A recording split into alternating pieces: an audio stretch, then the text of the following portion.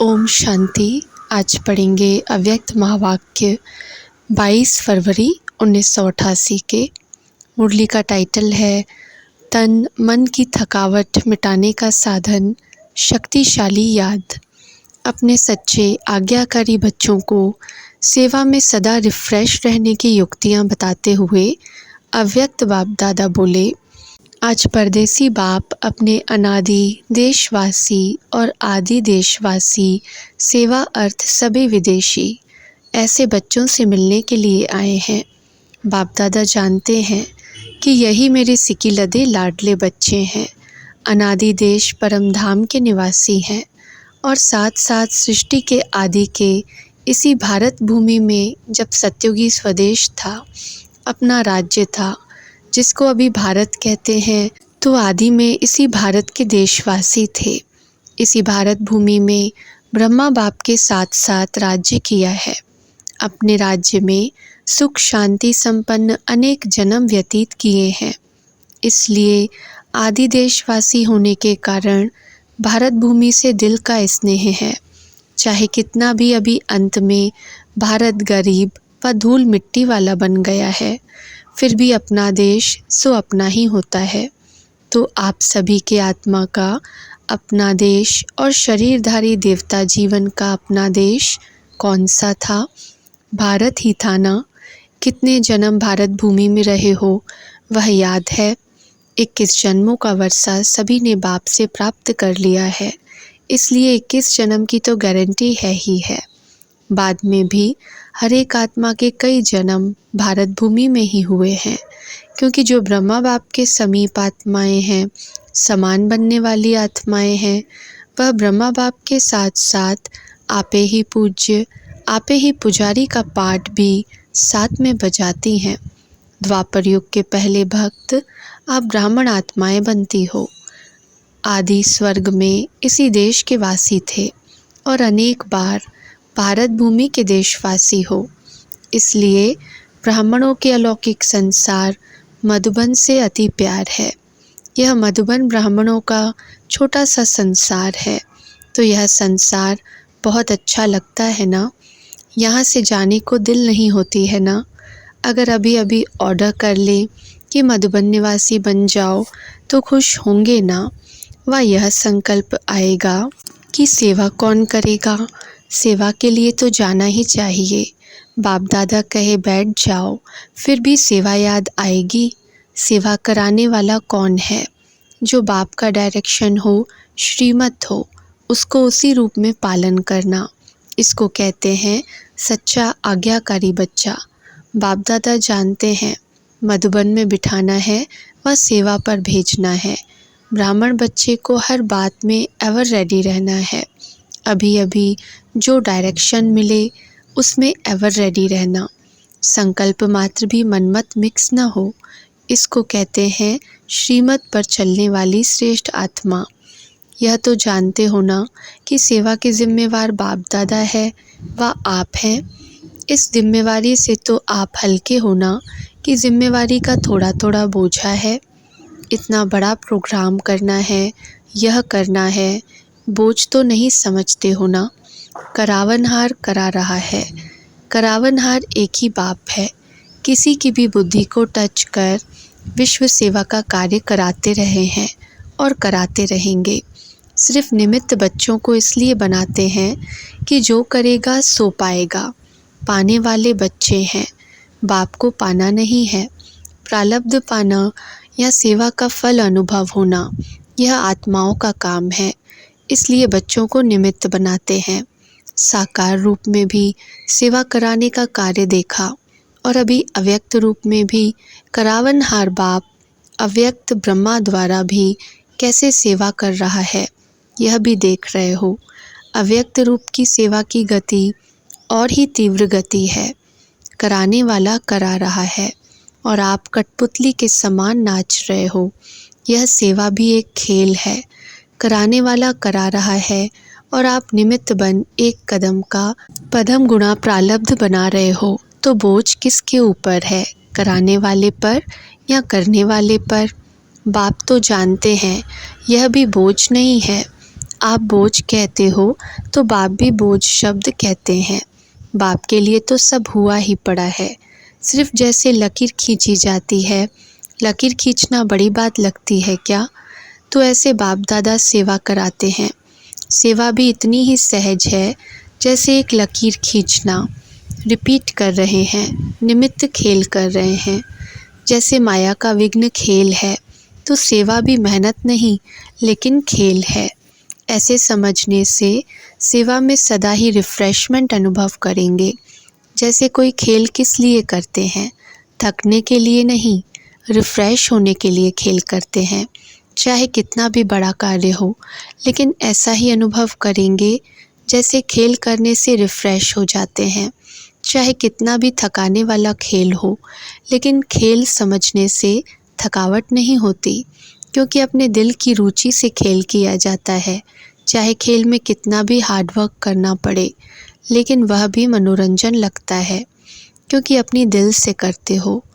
और कोई लौकिक कार्य बोझ मिसल होता है, निर्वाह अर्थ करना ही पड़ेगा। ड्यूटी समझ करते हैं, इसलिए मेहनत लगती है। चाहे शारीरिक मेहनत का, चाहे बुद्धि की मेहनत का काम है, लेकिन ड्यूटी समझ करने से थकावट अनुभव करेंगे, क्योंकि वह दिल की खुशी से नहीं करते। जो अपने मन के उमंग से खुशी से कार्य किया जाता है, उसमें थकावट नहीं होती, बोझ अनुभव नहीं होता। कहाँ कहाँ बच्चों के ऊपर सेवा के हिसाब से ज़्यादा कार्य भी आ जाता है, इसलिए भी कभी कभी थकावट फील होती है। बाप दादा देखते हैं कि कई बच्चे अथक बन सेवा करते उमंग उत्साह में भी रहते हैं, फिर भी हिम्मत रख आगे बढ़ रहे हैं। यह देख बाप दादा हर्षित भी होते हैं। फिर भी सदा बुद्धि को हल्का ज़रूर रखो। बाप दादा बच्चों के सब प्लान प्रोग्राम वतन में बैठे भी देखते रहते हैं। हर एक बच्चे की याद और सेवा का रिकॉर्ड बाप दादा के पास हर समय का रहता है। जैसे आपकी दुनिया में रिकॉर्ड रखने के कई साधन हैं, बाप के पास साइंस के साधनों से भी रिफाइंड साधन है। स्वतः ही कार्य करते रहते। जैसे साइंस के साधन जो भी कार्य करते, वह लाइट के आधार से करते। सूक्ष्म वतन तो है ही लाइट का, साकार वतन के लाइट के साधन फिर भी प्रकृति के साधन हैं, लेकिन अव्यक्त वतन के साधन प्रकृति के साधन नहीं हैं, और प्रकृति रूप बदलती है। सतो रजो तमो में परिवर्तन होती है। इस समय तो है ही तमोगुणी प्रकृति, इसलिए यह साधन आज चलेंगे, कल नहीं चलेंगे।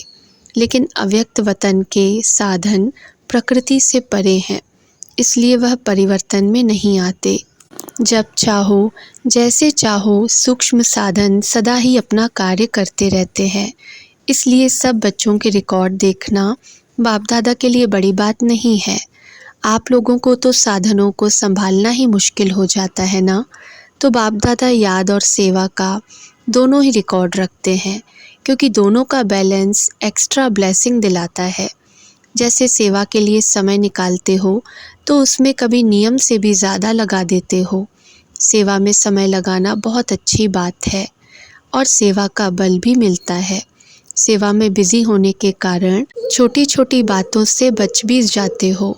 बाप दादा बच्चों की सेवा पर बहुत खुश है, हिम्मत पर बलिहार जाते हैं। लेकिन जो सेवा याद में उन्नति में थोड़ा भी रुकावट करने के निमित्त होती है, तो ऐसी सेवा के समय को कम करना चाहिए। जैसे रात्रि को जागते हो, 12 व 1 बजा देते हो, तो अमृत वेला फ्रेश नहीं होगा। बैठते भी हो तो नियम प्रमाण, और अमृत वेला शक्तिशाली नहीं तो सारे दिन की याद और सेवा में अंतर पड़ जाता है। मानो सेवा के प्लान बनाने में व सेवा को प्रैक्टिकल लाने में समय भी लगता है, तो रात के समय को कट करके 12 के बदले 11 बजे सो जाओ। वही 1 घंटा जो कम किया और शरीर को रेस्ट दी, तो अमृत वेला अच्छा रहेगा, बुद्धि भी फ्रेश रहेगी। नहीं तो दिल खाती है कि सेवा तो कर रहे हैं, लेकिन याद का चार्ट जितना होना चाहिए उतना नहीं है। जो संकल्प दिल में व मन में बार बार आता है कि यह ऐसा होना चाहिए, लेकिन हो नहीं रहा है, तो उस संकल्प के कारण बुद्धि भी फ्रेश नहीं होती। और बुद्धि अगर फ्रेश है तो फ्रेश बुद्धि से 2-3 घंटे का काम 1 घंटे में पूरा कर सकते हो। थकी हुई बुद्धि में टाइम ज़्यादा लग जाता है, यह अनुभव है ना। और जितनी फ्रेश बुद्धि रहती, शरीर के हिसाब से भी फ्रेश और आत्मिक उन्नति के रूप में भी फ्रेश, डबल फ्रेशनेस रहती, तो 1 घंटे का कार्य आधे घंटे में कर लेंगे। इसलिए सदैव अपनी दिनचर्या में फ्रेश बुद्धि रहने का अटेंशन रखो। ज़्यादा सोने की भी आदत न हो, लेकिन जो आवश्यक समय शरीर के हिसाब से चाहिए उसका अटेंशन रखो। कभी कभी कोई सेवा का चांस होता है, मास 2 मास में 2-4 बार देरी हो गई, वह दूसरी बात है। लेकिन अगर नियमित रूप से शरीर थका हुआ होगा तो याद में फ़र्क पड़ेगा। जैसे सेवा का प्रोग्राम बनाते हो, 4 घंटे का समय निकालना है तो निकाल लेते हो, ऐसे याद का भी समय निश्चित निकालना ही है। इसको भी आवश्यक समझ इस विधि से अपना प्रोग्राम बनाओ। सुस्ती नहीं हो, लेकिन शरीर को रेस्ट देना है। इस विधि से चलो, क्योंकि दिन प्रतिदिन सेवा का तो और ही तीव्र गति से आगे बढ़ने का समय आता जा रहा है।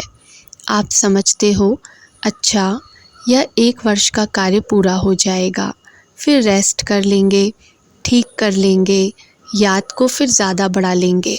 लेकिन सेवा के कार्य को दिन प्रतिदिन नए से नए और बड़े से बड़े होने हैं। इसलिए सदा बैलेंस रखो।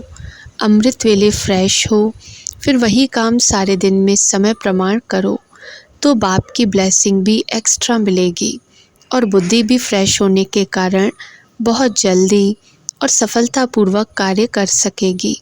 समझा? बाप दादा देख रहे हैं, बच्चों में उमंग बहुत है, इसलिए शरीर का भी नहीं सोचते। उमंग उत्साह से आगे बढ़ रहे हैं। आगे बढ़ना बाप दादा को अच्छा लगता है, फिर भी बैलेंस अवश्य चाहिए। भल करते रहते हो, चलते रहते हो, लेकिन कभी कभी जैसे बहुत काम होता है, तो बहुत काम में एक तो बुद्धि की थकावट होने के कारण जितना चाहते उतना नहीं कर पाते, और दूसरा बहुत काम होने के कारण थोड़ा सा भी किसी द्वारा थोड़ी हलचल होगी तो थकावट के कारण चिड़चिड़ापन हो जाता, उससे खुशी कम हो जाती है। वैसे अंदर ठीक रहते हो, सेवा का बल भी मिल रहा है, खुशी भी मिल रही है, फिर भी शरीर तो पुराना है ना, इसलिए टू मच में नहीं जाओ, बैलेंस रखो। याद के चार्ट पर थकावट का असर नहीं होना चाहिए। जितना सेवा में बिज़ी रहते हो, बल कितना भी बिज़ी रहो, लेकिन थकावट मिटाने का विशेष साधन हर घंटे व 2 घंटे में 1 मिनट भी शक्तिशाली याद का अवश्य निकालो।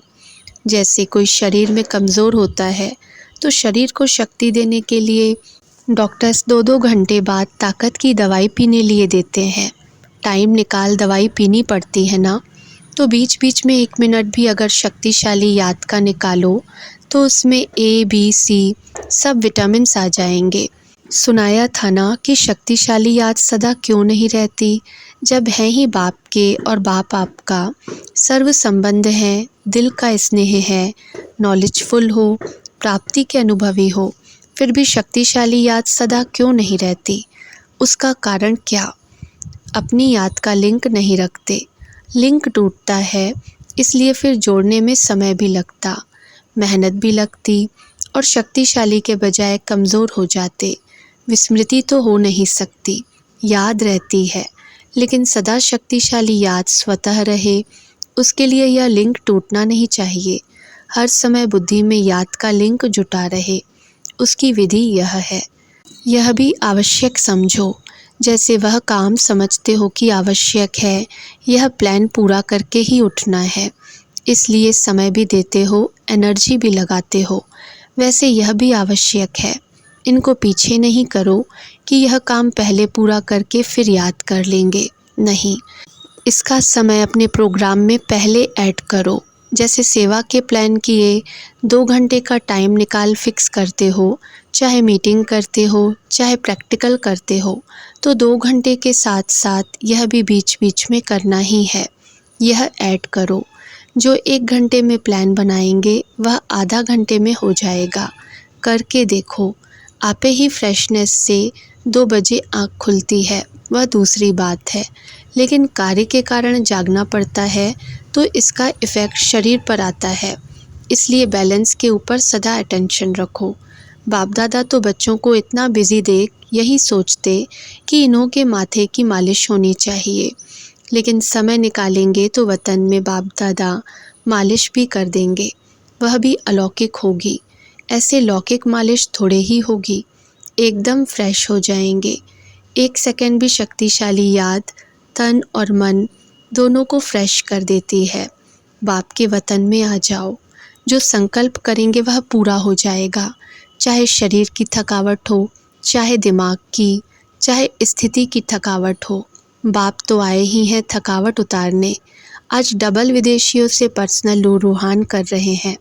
बहुत अच्छी सेवा की है और करते ही रहना है। सेवा बढ़ना यह ड्रामा अनुसार बना हुआ ही है। कितना भी आप सोचो अभी तो बहुत हो गया, लेकिन ड्रामा की भावी बनी हुई है। इसलिए सेवा के प्लान्स निकलने ही हैं और आप सबको निमित्त बन करनी ही है। यह भावी कोई बदल नहीं सकते। बाप चाहे 1 वर्ष सेवा से रेस्ट दे देवें, नहीं बदल सकता। सेवा से फ्री हो बैठ सकेंगे। जैसे याद ब्राह्मण जीवन की खुराक है, ऐसे सेवा भी जीवन की खुराक है। बिना खुराक के कभी कोई रह सकता है क्या? लेकिन बैलेंस ज़रूरी है। इतना भी ज़्यादा नहीं करो जो बुद्धि पर बोझ हो, और इतना भी नहीं करो जो अलबेले हो जाओ। न बोझ हो न अलबेलापन हो, इसको कहते हैं बैलेंस। डबल विदेशियों में सेवा का उमंग अच्छा है, इसलिए वृद्धि भी अच्छी कर रहे हो। विदेश सेवा में 14 वर्ष में वृद्धि अच्छी की है। लौकिक और अलौकिक डबल कार्य करते आगे बढ़ रहे हैं। डबल कार्य में समय भी लगाते हो और बुद्धि की, शरीर की शक्ति भी लगाते हो। यह भी बुद्धि की कमाल है। लौकिक कार्य करते सेवा में आगे बढ़ना, यह भी हिम्मत का काम है। ऐसे हिम्मत वाले बच्चों को बाप दादा सदा हर कार्य में मददगार है। जितना हिम्मत उतना पदम गुणा बाप मददगार है ही। लेकिन दोनों पार्ट बजाते उन्नति को प्राप्त कर रहे हो, यह देख बाप दादा सदा बच्चों पर हर्षित होते हैं। माया से तो मुक्त हो ना। जब योग युक्त हैं तो स्वतः ही माया से मुक्त हैं। योग युक्त नहीं तो माया से मुक्त भी नहीं। माया को भी ब्राह्मण आत्माएं प्यारी लगती हैं। जो पहलवान होता है उनको पहलवान से ही मज़ा आता है। माया भी शक्तिशाली है। आप भी सर्वशक्तिवान हो तो माया को सर्वशक्तिवान के साथ खेल करना अच्छा लगता है। अब तो जान गए हो ना माया को अच्छी तरह से, कि कभी कभी नए रूप से आ जाती है। नॉलेजफुल का अर्थ ही है बाप को भी जानना, रचना को भी जानना और माया को भी जानना। अगर रचयिता और रचना को जान लिया और माया को नहीं जाना तो नॉलेजफुल नहीं ठहरे। कभी भी किसी बात में, चाहे तन कमज़ोर भी हो या कार्य का ज़्यादा बोझ भी हो, लेकिन मन से कभी भी थकना नहीं। तन की थकावट मन के खुशी से समाप्त हो जाती है, लेकिन मन की थकावट शरीर की थकावट को भी बढ़ा देती है। मन कभी थकना नहीं चाहिए। जब थक जाओ तो सेकंड में बाप के वतन में आ जाओ। अगर मन को थकने की आदि होगी तो ब्राह्मण जीवन के उमंग उत्साह का जो अनुभव होना चाहिए वह नहीं होगा। चल तो रहे हैं लेकिन चलाने वाला चला रहा है, ऐसे अनुभव नहीं होगा। मेहनत से चल रहे हैं तो जब मेहनत अनुभव होगी तो थकावट भी होगी। इसलिए हमेशा समझो करावनहार करा रहा है, चलाने वाला चला रहा है। समय शक्ति दोनों के प्रमाण सेवा करते चलो। सेवा कभी रह नहीं सकती, आज नहीं तो कल होनी ही है। अगर सच्चे दिल से, दिल के स्नेह से जितनी सेवा कर सकते हो उतनी करते हो तो बाप दादा कभी उलहना नहीं देंगे कि इतना काम किया, इतना नहीं किया। शाबाश मिलेगी। समय प्रमाण, शक्ति प्रमाण, सच्ची दिल से सेवा करते हो तो सच्चे दिल पर साहिब राज़ी है। जो आपका कार्य रह भी जाएगा तो बाप कहाँ न कहाँ से पूरा कराएगा। जो सेवा जिस समय में होनी ही है वह होकर ही रहेगी, रह नहीं सकती। किसी न किसी आत्मा को टच कर बाप दादा अपने बच्चों के सहयोगी बनाएंगे। योगी बच्चों को सब प्रकार का सहयोग समय पर मिलता ही है, लेकिन किसको मिलेगा? सच्चे दिल वाले, सच्चे सेवाधारी को। तो सभी सच्चे सेवाधारी बच्चे हो, साहिब राज़ी है हमारे ऊपर, ऐसा अनुभव करते हो ना? अच्छा, सदा याद और सेवा के बैलेंस द्वारा बाप की ब्लेसिंग के अधिकारी, सदा बाप के समान डबल लाइट रहने वाले, सदा निरंतर शक्तिशाली याद का लिंक जोड़ने वाले, सदा शरीर और आत्मा को रिफ्रेश रखने वाले, हर कर्म विधि पूर्वक करने वाले, सदा श्रेष्ठ सिद्धि प्राप्त करने वाले, ऐसे श्रेष्ठ समीप बच्चों को बाप दादा का याद प्यार और नमस्ते। विदेशी भाई बहनों ने ग्लोबल कोऑपरेशन प्रोजेक्ट की मीटिंग का समाचार सुनाया। बाप दादा खुश होते हैं। इतना मिलकर प्लान बनाते हो, वह प्रैक्टिकल में ला रहे हो और लाते रहोगे। बाप दादा को और क्या चाहिए? इसलिए बाप दादा को पसंद है। बाकी कोई मुश्किल हो तो बाप दादा सहज कर सकते हैं। यह बुद्धि का चलना भी एक वरदान है। सिर्फ बैलेंस रख कर के चलो। जब बैलेंस होगा तो बुद्धि निर्णय बहुत जल्दी करेगी और 4 घंटे जो डिस्कस करते हो उसमें 1 घंटा भी नहीं लगेगा। एक जैसा ही विचार निकलेगा। लेकिन यह भी अच्छा है, खेल है। कुछ बनाते हो, कुछ तोड़ते हो, इसमें भी मज़ा आता है। भले प्लान बनाओ फिर रिफ़ाइन करो।